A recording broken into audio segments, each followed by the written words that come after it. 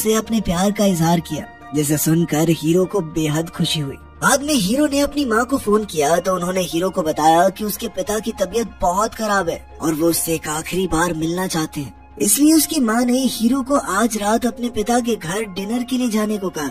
Hero आज तक अपने पिता से नाराज था क्योंकि वो उसे और उसकी माँ को अकेला छोड़कर चले गए थे, पर फिर भी उसने अपने पिता से मिलने जाने का फैसला किया। जैसे ही वो उनके घर पहुंचा तो उसके पिता ने उसे इस महीने के खर्चे के लिए पैसे दिए। फिर डिनर के समय वो अपनी सौतेली माँ और 2 सौतेले भाइयों से मिला। हीरो को उनसे कोई दिक्कत नहीं थी, मगर आज भी वो अपने पिता को माफ नहीं कर पाया था। बाद में जब सब लोग मीठे में कुछ खा रहे थे तो उसने गुस्से में अपने पिता को गोली मारने का फैसला किया, मगर उसके भाइयों को लगा कि ये कोई खेल है, इसीलिए वो असली नहीं नकली गोलियां चलाने लगे। इससे हीरो रुक गया और कुछ घंटों बाद जब वो घर लौट रहा था तो वो नफरत की आग में जलता हुआ अपने पड़ोसी के घर में घुस गया और बिना हिचकिचाए उस आदमी को गोली मार दी और फिर उसकी पत्नी को भी मौत के घाट उतार दिया। वहीं दूसरी ओर इनो किसी हॉस्पिटल में छोटे बच्चों को ठीक कर रहा था कि अचानक उसे एक लड़की के चिल्लाने की आवाज सुनाई दी तो वो दौड़कर उसकी मदद करने गया। लेकिन जब वो घर में घुसा तो उसने देखा कि वो लड़की सर में गोली लगने से मर चुकी थी।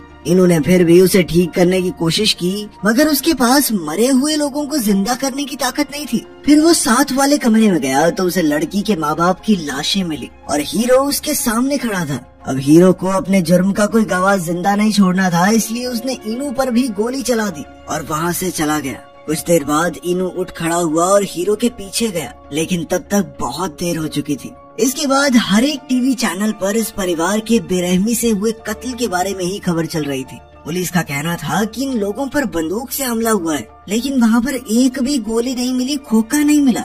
इसके बाद जब चौको हीरो से मिला तो उसने हीरो से पूछा कि क्या इस परिवार की मौत के पीछे उसका हाथ है। तब हीरो ने अपना गुनाह कबूल किया और कहा कि अब वो इंसान नहीं बल्कि भगवान बन चुका है। खैर उसने वादा किया कि वो हमेशा चौको की रक्षा करेगा, मगर चौको बहुत डर चुका था, इसलिए उसने हीरो को हमेशा के लिए दूर चले जाने को कहा। बाद में जब हीरो घर आया तो उसकी माँ ने उसे अगले महीने से अपने पिता के साथ जाकर रहने को कहा। जब हीरो ने उनसे इसकी वजह पूछी तो उसकी माँ ने कहा कि उसे कैंसर है और अब उसके पास ज्यादा वक्त नहीं बचा। ये सुनकर हीरो को जबरदस्त धक्का लगा और उसने अपनी माँ को गले लगाकर कहा कि वो उन्हें मरने नहीं देगा। वहीं दूसरी ओर रात को इनो अपनी नौकरी छूटने की वजह से काफी परेशान था। तभी उसे चौको की मदद की गुहार सुनाई दी। चौको ने भगवान से हीरो को रोकने की गुजारिश की थी ताकि वो और लोगों की जान ना ले। ये सुनकर इनो ने हनाका को उठाया और उड़कर उस पार्क में पहुंचा जहां चौको मौजूद था। अब उसने अपनी नई शक्तियों से लोगों की रक्षा करने की ठान ली थी। उसने चौको से मिलकर उसे उस रात के बारे में बताया जब उसे और हीरो को ये जादू